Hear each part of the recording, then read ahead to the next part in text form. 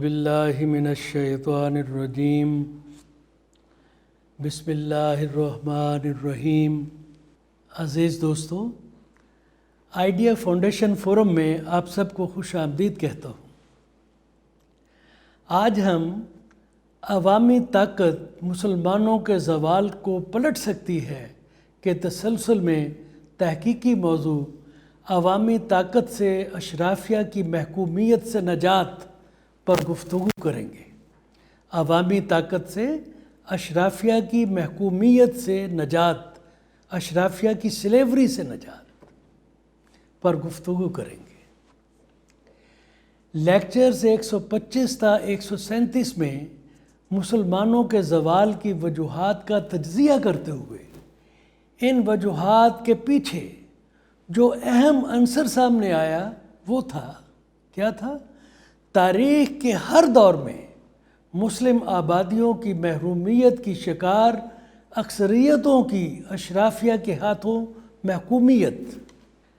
مصائب زدہ اکثریتیں اشرافیائی استحصالی حکمرانی کے نظام کے سامنے ہمیشہ سرنگوں رہیں، جسے مذہبی اور امیر اشرافیہ کی ملی بھگت سے خاندان یا قبائل پر مبنی بادشاہتوں اور اولیگارکیز یعنی مخصوص اشرافیائی حکمرانوں نے ترتیب دیے رکھا تھا، یعنی جس نظام کو اشرافیائی حکمرانوں نے ترتیب دیے رکھا تھا۔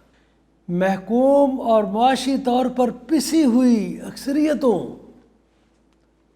اکثریتوں نے سوائے حالیہ دور میں مختصر مدت کی چند تحریکوں کے قدرت کی عطا کردہ طاقت اور حقوق سے ناآشنائی یا اشرافیہ کے انتقامی رد عمل کے خوف یا معمولی مفادات کے لالچ کی وجہ سے شاید ہی اشرافیہ کے قائم کردہ استحصالی نظام حکمرانی کو ماضی میں کبھی بھی کسی نے چیلنج کیا ہو، ہمیشہ تابعداری سے قبول کرتے رہے اس ظلم و استبداد کو۔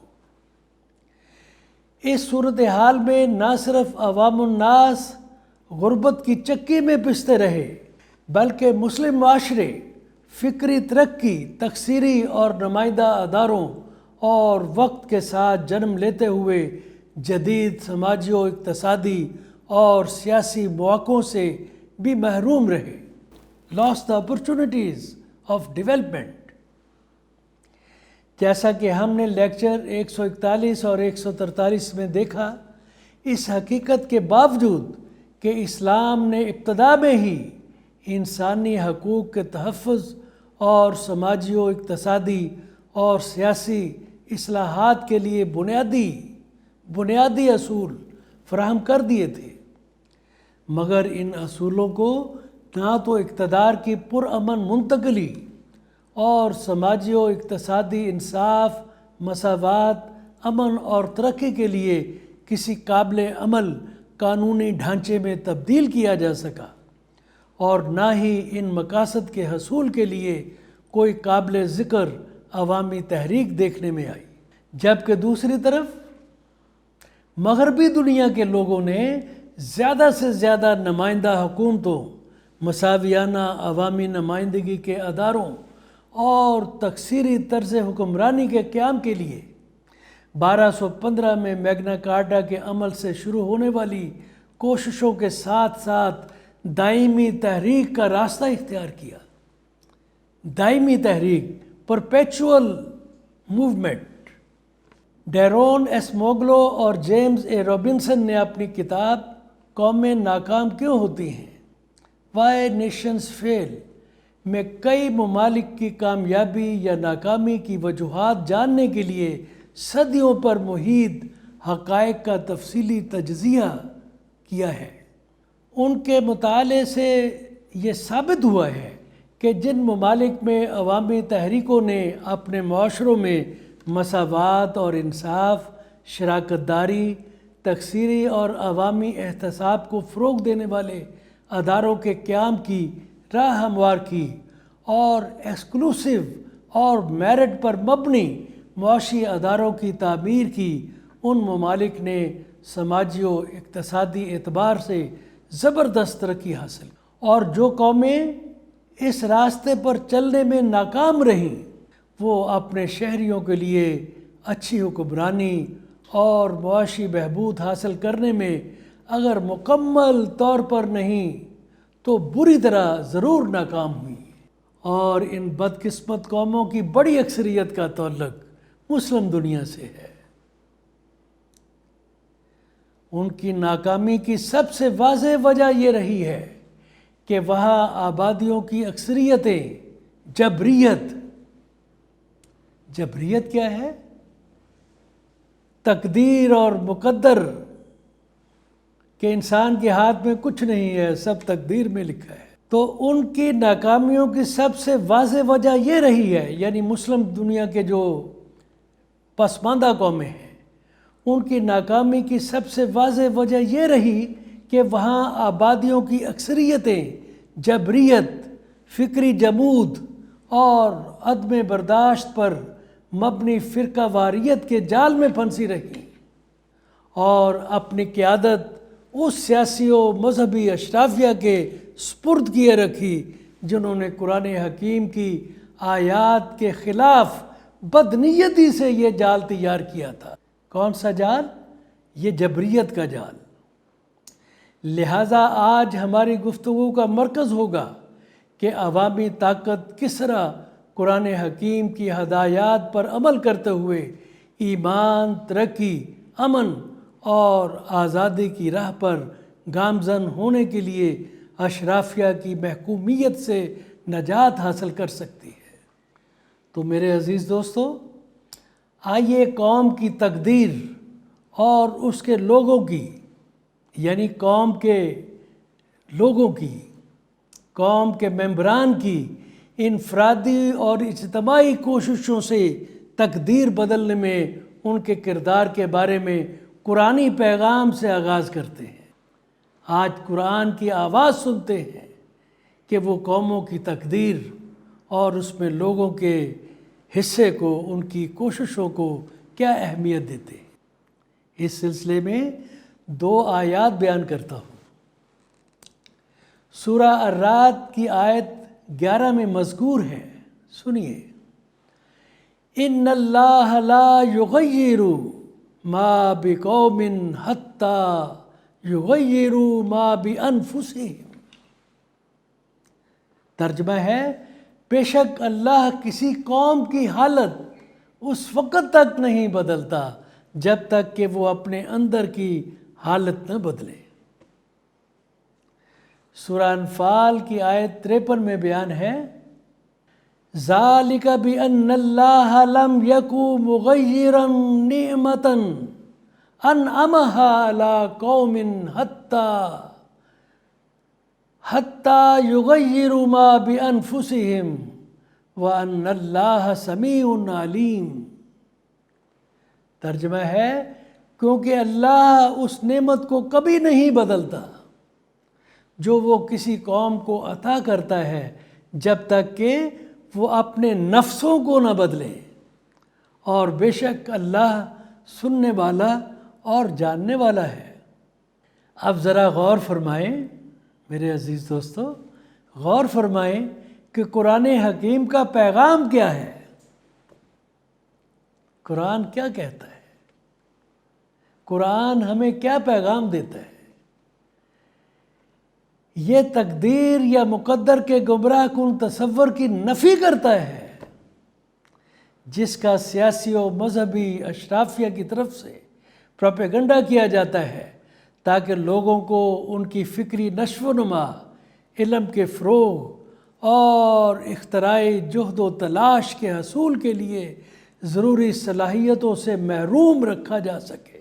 میں اس سلسلے میں سلطنت عثمانیہ کے تحت سیاسی و مذہبی اشرافیہ کی دقیانوسی اور جاہلانہ ذہنیت کا حوالہ دینا چاہتا ہوں، جنہوں نے 18ویں صدی کے آخر تک اپنی سلطنت میں پرنٹنگ پریس کے آزادانہ استعمال میں رکاوٹیں کھڑی کی، جبکہ 1445 میں جرمنی کے شہر مینز میں اس کی ایجاد کے بعد سے یورپ کے مختلف شہروں میں اس سے آزادانہ طور پر کام لیا جاتا رہا۔ مسلمانوں کو اس سے کیا نتیجہ بھگتنا پڑا؟ غور کیجیے، مسلمانوں کو اس سے کیا نتیجہ بھگتنا پڑا؟ عرض کرتا ہوں، 1800 عیسوی میں سلطنت عثمانیہ میں صرف 2 سے 3% شہری خواندہ تھے، پڑھے لکھے تھے، لٹریٹ، جبکہ انگلینڈ میں 60% بالغ مرد اور 40% خواتین خواندہ تھیں، پڑھی لکھی تھی۔ پرنٹنگ پریس کی تعلیم کے فروغ میں اہمیت کا اندازہ کیجیے۔ دوسرا پیغام یہ ہے کہ اگر ہم اپنی قوم یا ملت کو مثبت تبدیلی کی شاہراہ عظیم پر ڈالنا چاہتے ہیں تو ہمیں اللہ کے عطا کردہ نیابت کے رول کے تقاضوں کو پورا کرنے کے لیے اپنے کرداروں کی اصلاح کرنی ہوگی، اپنے کردار، اپنے کنڈکٹ اور اپنے کریکٹر کی۔ نیابت کا یہ رول بنیادی طور پر ہمیں حق کے لیے متحد ہونے کی تلقین کرتا ہے۔ وَتَوَاصَوْا بِالْحَقِّ۔ عوام کے مفادات کو سیاسی و مذہبی اشرافیہ نے غصب کر رکھا ہے، تو پھر وہ ہمارے مفادات کے محافظ کیسے ہو سکتے ہیں؟ جنہوں نے ہماری اکثریتوں کے مفادات کو غصب کیے رکھا، وہ ہمارے مفادات کے محافظ کیسے ہو سکتے ہیں؟ سوچئے، $1 ملین کا سوال ہے نا؟ کیا خیال ہے؟ ہمیں اپنے مفادات کی اچھی طرح پہچان کرنی چاہیے۔ ہمیں اپنے مفادات اور اپنے اتحاد کے دشمنوں کو اچھی طرح پہچاننا چاہیے۔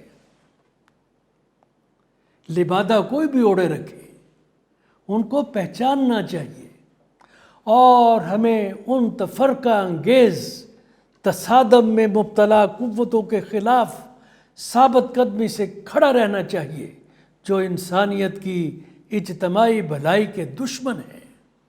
تو عزیز دوستو، جیسا کہ لیکچر 3 میں تفصیل سے گفتگو کی گئی تھی، انسان اپنی تخلیق کے مقصد اور اپنے نیابت کے کردار کے تحت ایک ایسا معاشرہ قائم کرنے کا پابند ہے جہاں اللہ کی حاکمیت کے سامنے سر تسلیم خم کرنا، داخلی اتحاد، ترقی، انصاف اور اجتماعی بھلائی، گورننس یعنی حکمرانی کے بنیادی مقاصد اور سب سے زیادہ معتبر امپورٹنٹ خصوصیات ہونی چاہیے۔ ان مقاصد کے حصول کے لیے تمام افراد کو متحد ہو کر یکسوئی، پختہ عزم، قوت و حوصلے اور قدم سے قدم اور آواز کے ساتھ آواز ملا کر پیش قدمی کرنا ہوگی۔ اس ذمہ داری میں خاموشی یا اس سے لا تعلقی یا کوتاہی قیامت کے دن سخت جواب دہی کا سبب بنے گی۔ قرآنی حوالہ جات سکرین پر آویزاں ہیں، ان کو فارغ ٹائم پر ان کا مطالعہ کیجیے۔ مسلمانوں کے اتحاد کے لیے قرآنی ہدایت بہت سخت ہے۔ جو شیطانی مفادات کی تکمیل کے لیے مسلمانوں کو تقسیم اور کمزور کرنے کے لیے دشمنان اسلام کے ایجاد کردہ فرقہ واریت کے نعروں کے لیے کوئی گنجائش نہیں چھوڑتی۔ اسی لیے قرآن پر توجہ مرکوز کرنا مسلمانوں کے اتحاد کے لیے مضبوط قوت ہے۔ وَاعْتَصِمُوا بِحَبْلِ اللَّهِ جَمِيعًا وَلَا تَفَرَّقُوا۔ قرآن حکیم یقیناً مومنوں کو جہالت سے حکمت کی طرف اور کمزوری سے طاقت کی طرف لاتا ہے۔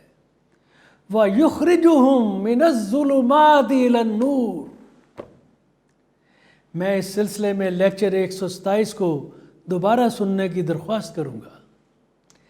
یہاں میں چند آیات کا حوالہ دیتا ہوں جنہیں اگر صحیح اور دیانتداری سے سمجھا جائے، صحیح اور دیانتداری سے سمجھا جائے تو امت مسلمہ کو گناہ اور انتہائی نقصان دہ فرقہ وارانہ کاموں سے بچایا جا سکتا ہے۔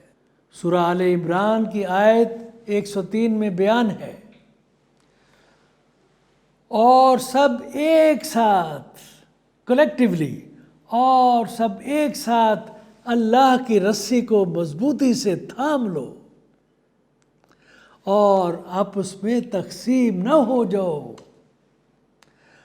اور خود پر اللہ کا احسان یاد کرو جب تم دشمن تھے اور اس نے تمہارے دلوں کو اکٹھا کیا اور اس کے فضل سے تم بھائی بھائی بن گئے، اور تم آگ کے گڑھے کے کنارے پر تھے اور اس نے تمہیں اس سے بچا لیا۔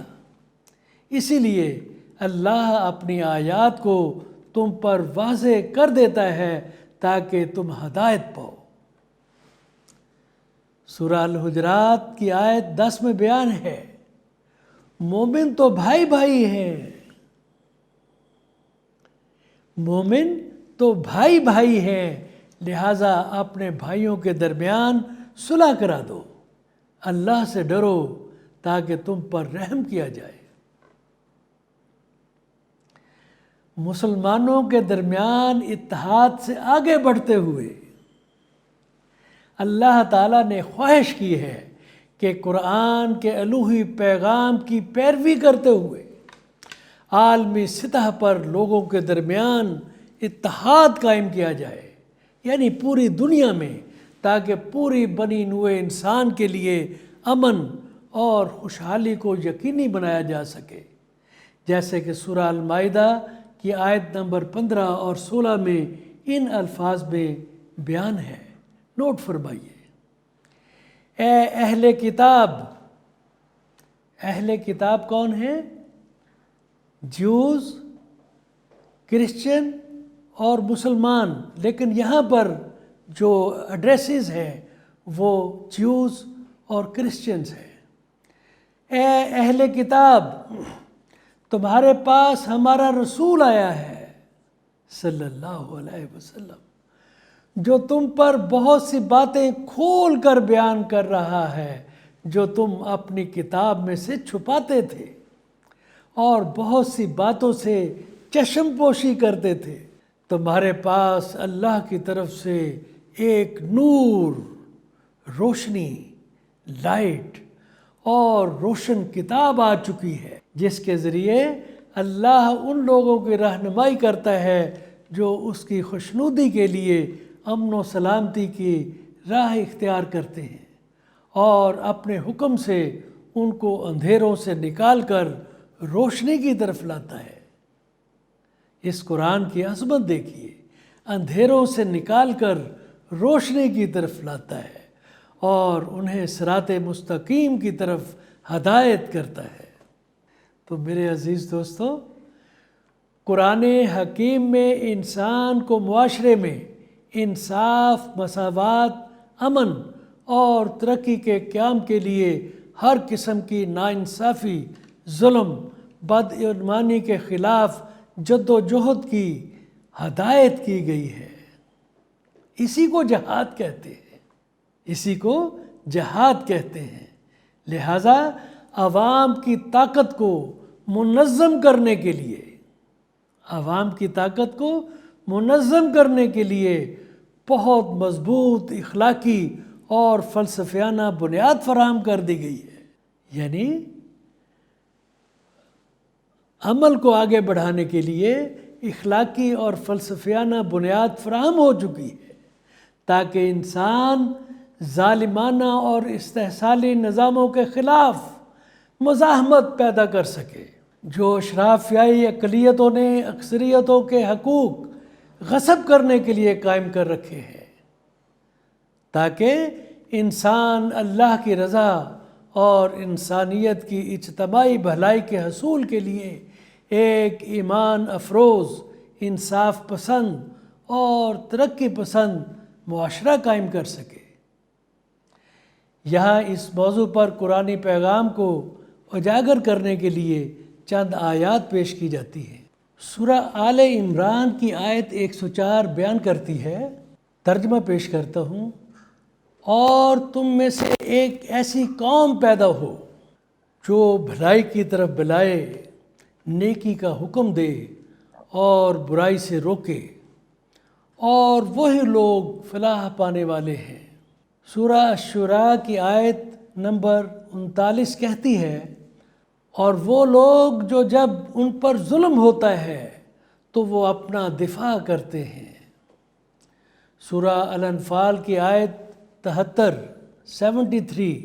دشمن کو قابو میں رکھنے کے لیے، کنٹرول میں رکھنے کے لیے ڈیٹرنس فورس کی اہمیت پر روشنی ڈالتی ہے۔ آپ سمجھتے ہیں نا، ڈیٹرنس فورس یعنی برائی کو روکنے کے لیے۔ آیت کا ترجمہ ہے، کافر ایک دوسرے کے اتحادی ہیں، الائز۔ جب تک تم ایسا نہیں کرتے تو زمین پر فتنہ، ہنگامہ اور ظلم اور بہت بڑا فساد ہوگا۔ مزید مطالعہ کے لیے کچھ قرآنی آیات اسکرین پر آویزاں کی گئی ہیں، ان کو نوٹ فرما لیجیے۔ تو عزیز دوستو، ظلم و استبداد، عدم مساوات، تفاوت، یہ تفاوت کیا ہیں؟ ڈسپیرٹیز، اونچ نیچ اور ہر قسم کی ناانصافیوں کو ختم کرنے کے لیے قرآن حکیم نے عدل و انصاف کے بہت اعلیٰ معیارات قائم کیے ہیں، ہائی اسٹینڈرڈز، جو لوگوں کے حقوق کے تحفظ اور انہیں طاقتور اشرافیہ کی زیادتیوں سے بچانے کے لیے ایک قانونی ڈھانچہ فراہم کرتے ہیں۔ یہ معیارات عوام سے تقاضا کرتے ہیں کہ وہ پرعزمی، بے خوفی اور مضبوطی سے ایک ساتھ متحد کھڑے ہوں، تاکہ ایک منصفانہ اور مساویانہ سماجی و اقتصادی اور سیاسی نظام قائم کیا جا سکے، جو انسانیت کی زیادہ سے زیادہ اجتماعی فلاح و بہبود کو یقینی بنائے۔ ان معیارات اور مسلمانوں پر ان کی پیروی کے متعلق احکامات کو اجاگر کرنے کے لیے کچھ قرآنی حوالہ جات پیش کرتا ہوں، توجہ فرمائیے۔ سورہ النساء کی آیت 135 میں بیان ہے، اے ایمان والو، انصاف کے لیے مضبوطی کے ساتھ کھڑے ہو جاؤ اللہ کے گواہ کے طور پر، چاہے وہ تمہارے یعنی تمہارے اپنے خلاف ہو، یا تمہارے والدین یا رشتہ داروں کے خلاف ہو، خواہ وہ امیر ہو یا غریب، کیونکہ اللہ دونوں کی بہترین حفاظت کر سکتا ہے۔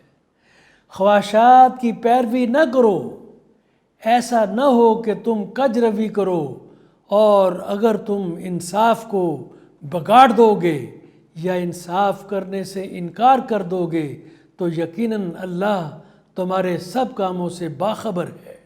سورہ المائدہ کی آیت 8 نوٹ فرمائیے، اے لوگو جو ایمان لائے ہو، اللہ کے لیے ثابت قدم رہو، انصاف پر گواہی دینے والے بنو، اور کسی قوم کی عداوت تمہیں عدل سے باز نہ آنے دے، انصاف کرو جو تقوی کے قریب تر ہے، اور اللہ سے ڈرو، بے شک اللہ تمہارے کاموں سے باخبر ہے۔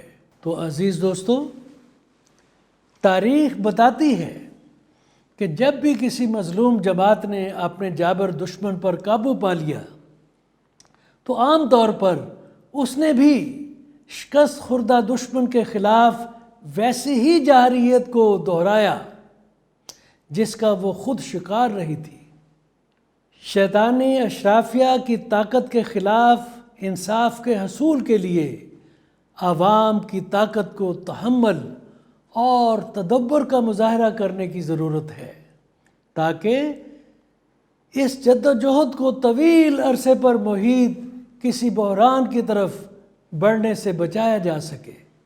عام طور پر یہ بحران خانہ جنگیوں، بڑے پیمانے پر انسانی قتل و غارت، ملکی سالمیت و خود مختاری اور جغرافیائی ٹوٹ پھوٹ وغیرہ میں بدل جاتے ہیں۔ حالیہ دنوں میں بھی ایسی کئی تحریکیں مکمل تباہی پر ختم ہوئیں۔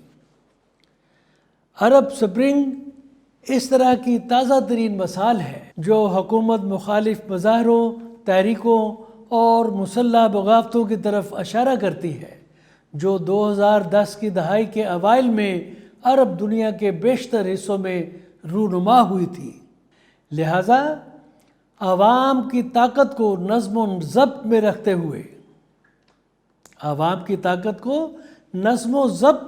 ہوئے متعین کردہ مقاصد پر توجہ مرکوز کرتے ہوئے اور اپنی صلاحیتوں اور کمزوریوں کا اچھی طرح ادراک رکھتے ہوئے دستیاب موقعوں سے فائدہ اٹھانے کے لیے دانش مندی اور صبر کے ساتھ تدابیر کرنے کی ضرورت ہے۔ بہتر یہی ہے کہ عوامی طاقت کو پرامن مزاحمتی تحریک تک محدود رکھا جائے۔ بصورت دیگر متعدد اندرونی اور بیرونی مفادات مواقع کی تلاش میں میدان میں گھس آتے ہیں تاکہ پہلے سے موجود غیر یقینی صورتحال کو اپنے فائدے کے لیے استعمال کر سکیں اور اس طرح بحران کو ناقابل واپسی کی نہج پر لے جاتے ہیں اور اصل مطلوبہ اہداف کا حصول کھٹائی میں پڑ جاتا ہے۔ ایسی مشکلات سے بچنے کے لیے قرآن حکیم نے انتقامی کارروائیوں سے منع کیا ہے اور پرامن تصفیہ کے ساتھ بحران کو ختم کرنے کا مشورہ دیا ہے، جیسا کہ اسکرین پر دکھائے گئے قرآنی حوالوں میں تفصیل سے بتایا گیا ہے۔ عزیز دوستو، اب تک کی گئی گفتگو سے یہ پتہ چلتا ہے کہ سیاسی و مذہبی اشرافیہ کی طرف سے تقدیر یا قسمت کا جو تصور پیش کیا جاتا ہے، اس کا مقصد لوگوں کو ان کی فکری نشو و نما، علم کے فروغ اور اختراعی صلاحیتوں سے محروم کرنا ہے، اور یہ تصور قرآن کے ترقی سے متعلق غیر کلاسیکی نظریہ کے خلاف ہے۔ لہٰذا اشرافیہ کی محکومی سے نجات کے حصول کے لیے اس تصور سے جان چھڑانے کی اشد ضرورت ہے اور لوگوں کو اپنی تقدیر اور مقدر کی قیادت اپنے ہاتھوں میں لینے کی ضرورت ہے۔ اللہ کے نائب کے طور پر اپنے رول کو بہترین طریقے سے ادا کرنے کے لیے ہمیں اپنے کردار اور اخلاق کی اصلاح کرنی چاہیے۔ یہ رول ہمیں پاکستان کو ایک حقیقی جمہوری ریاست بنانے کے لیے متحد ہونے کی تاکید کرتا ہے، جس میں عوام کی مرضی کے تابع عوامی شراکتی ادارے ہوں، جہاں اللہ کی حاکمیت، قومی سلامتی، ترقی، جواب دہ اور مؤثر عوامی سروسز، صحت اور تعلیم کی بنیادی سہولیات، میرٹ کی بنیاد پر روزگار کی فراہمی، اقتصادی مواقعوں کی منصفانہ و مساویانہ تقسیم، انصاف تک بلا امتیاز رسائی وغیرہ وغیرہ قومی طرز حکمرانی کی سب سے نمایاں خصوصیات ہونی چاہیے۔ ان خصوصیات کو لوگوں کے بنیادی حقوق اور بنیادی مفادات کے طور پر تسلیم کروا کر ہر شہری کو، حکومت کو ان خصوصیات کو قائم کرنے اور ان پر عمل کرنے کے لیے مجبور کرنا چاہیے۔ اپنے مفادات کو اچھی طرح جان کر ووٹنگ کے دوران اور حکومت کی کارکردگی کی نگرانی کرتے وقت اپنے مفادات کو سیاسی وابستگیوں پر ترجیح دے کر ہم عوامی رائے کی حکمرانی کا نفاذ کر سکتے ہیں۔ سیاسی لابنگ یا اثر و رسوخ کے بغیر عوامی معاملات پر معلومات کے اشتراک اور تبادلہ خیال کرنے کے لیے مقامی اور علاقائی سطح پر غیر سیاسی انجمنوں کو فروغ دینے کی ضرورت ہے۔ ایسوسی ایشنز، اہم غیر انتخابی ریاستی اداروں کے سربراہوں کو ریٹائرمنٹ کے بعد ان کے دوران سروس طرز عمل کی عوامی جانچ پڑتال کے لیے صوبائی اسمبلیوں اور پارلیمنٹ کے ممبران پر مشتمل اسکروٹنی کمیٹی سے گزارنا چاہیے تاکہ مستقبل میں ان کے عہدوں اور حقوق کے برقرار رہنے کا فیصلہ کیا جا سکے۔ عوام کی توجہ اپنے مفادات اور انہیں حاصل کرنے کے طریقوں پر مرکوز رہنی چاہیے۔ انہیں عوامی امور کا کپتان ہونا چاہیے، یعنی اپنے مقدر کا کپتان۔ اس کے لیے جمہوریت ایک بہت بڑی نعمت ہے۔